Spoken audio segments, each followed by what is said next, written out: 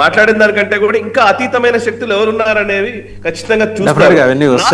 ఏంటంటే ఈ political party leaders ఉన్నారు చూసారా, స్టేజ్ షేర్ చేసుకునే పొలిటికల్ పార్టీ లీడర్స్ ని మనం ఖచ్చితంగా క్వశ్చన్ చేయాలి.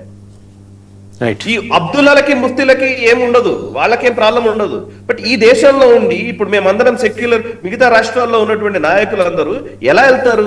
వీళ్ళు సమాధానం చెప్పాలి ప్రజలకి. రైట్. పేకేటి ప్రసాద్ గారు, ఒక స్టాలిన్, ఒక అఖిలేష్ యాదవ్, సరే మమతా బెనర్జీ ఖాళీగానే ఉంది, ఆ పార్టీ కూడా లేదు కాబట్టి ఆవిడ, ఇంకా ఇలాంటి వాళ్ళు చిన్న చేతి కానీ వాళ్ళు పిలిచిన వాళ్ళలో బీఆర్ఎస్ ఉంది, మజ్లిస్ మరి ఓవైసీ వెళ్తారో లేదో తెలియదు, వాళ్ళని కూడా పిలిచామంటారు. బీఆర్ఎస్ నుంచి కూడా పిలిచారట.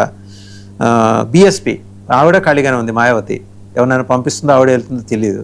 వీళ్ళందరూ వెళ్తే రేపు పొద్దున ఏ మెసేజ్ కన్వే చేస్తారండి పార్లమెంట్ సెషన్స్ ముందర వీళ్ళు? మొదటిగా చర్చలో పాల్గొంటే పెద్దలందరికీ నమస్కారం అండి. ఉమర్ అబ్దుల్లాని నేను ఒక హంజాగా చూస్తానండి. దురంధర్ సినిమాలో హంజా ఉన్నారు కదా, సో అలా చూస్తానన్నమాట. ఎందుకంటే ఆయన ఇచ్చే స్టేట్మెంట్లు, ఆయన చేసే పనులు ఎలా ఉంటున్నాయంటే ఇండైరెక్ట్గా ఎన్డీఏకి బీజేపీకి సపోర్ట్ చేసేటట్టు అనిపిస్తోంది నాకు. దానికి అంటే ఇప్పుడు సాయి కృష్ణ గారు చెప్పారు, కల్నల్ గారు చెప్పారు, ఇంకో రెండు అడిషనల్ విశ్లేషణ చేసుకునేటప్పుడు రెండు అడిషనల్ పాసిబుల్ సినారియోలు కూడా మనం చూడాల్సిన అవసరం ఉంది. ఒకటి, as of today Jantar Mantar దగ్గర ఏమవుతోంది అనేది చూసుకుంటే ఈ కాక్రోచ్ పార్టీ వాళ్ళు ఇంకా సోనం వాంగ్చుక్ నిరాహార దీక్ష, ఆయనను ఎలాగైనా విరమణ చేయించాలి, ఇప్పుడు నిరాహార దీక్ష నుంచి బయటికి తెప్పించాలి. జంతర్ మంతర్ వీళ్ళు అడిగిన పర్మిషన్ ఎంత? ఒక్క రోజుకి, ఇప్పటికి అది 20 రోజుల పైన దాటిపోయింది. సో మరి ఇప్పుడు అదొక్కళ్ళకి వాళ్ళకి రాసిచ్చేసారా? కాదు కదా. సో అందు గురించి ఇంకోళ్ళు ఎవరో ఒకళ్ళు రావాలి, ఇదొక అంశం ఏదైతే ఉందో అది తీసుకుంటున్నారు. సో అందు గురించి ఇదొకటి అయితే, ఇంకోటి మన అంశం ఏదైతే డెఫినెట్లీ అది వ్యాలిడ్ పాయింట్. ఎందుకంటే నెక్స్ట్ రాబోయే ఎలక్షన్స్ ఏమున్నాయి, మనకి యూపీ ఎలక్షన్స్ ఉన్నాయి. సో వీళ్ళందరూ సమాజ్వాదీ పార్టీ వీళ్ళని పిలిస్తే దేశ వ్యతిరేకంగా మాట్లాడుతున్న వాళ్ళందరితో కలిసి వీళ్ళు సమాజ్వాదీ పార్టీ వాళ్ళు లేకపోతే మిగతా ఎంఐఎం ఈ పార్టీలు వీళ్ళందరూ మాట్లాడుతున్నారని అది ఎక్స్పోజ్ అవుతారనమాట.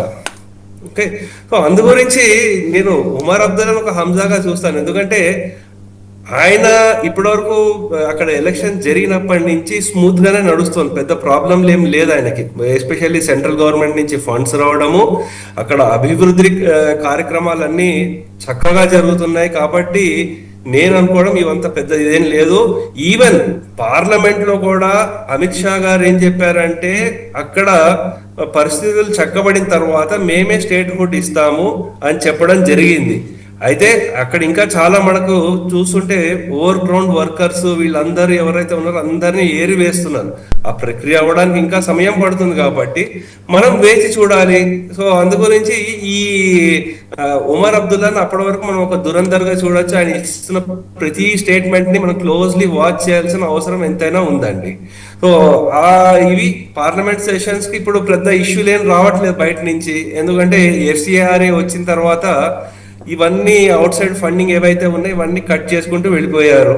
ఇంక ఏముంది, ఇంక ఇది ఒక అంశం ఒకటి బయట తీసుకొచ్చే ప్రయత్నం ఉంది. అందుగురించి మనం ఇంకా వేచి చూడాలి దీని గురించి. రైట్. కల్నల్ పరమేశ్వర్ గారు, మీ దగ్గరకు వచ్చే ముందు ఒక చిన్న ఇది విజువల్ చూద్దాము. పిఓజేకే పాకిస్తాన్లో భాగం కాదంటూ పిఓకే ప్రజలు వాళ్ళు చేస్తున్న నినాదాలు, వాళ్ళు చేస్తున్న మాటలు ఒకసారి చూసి మీ దగ్గర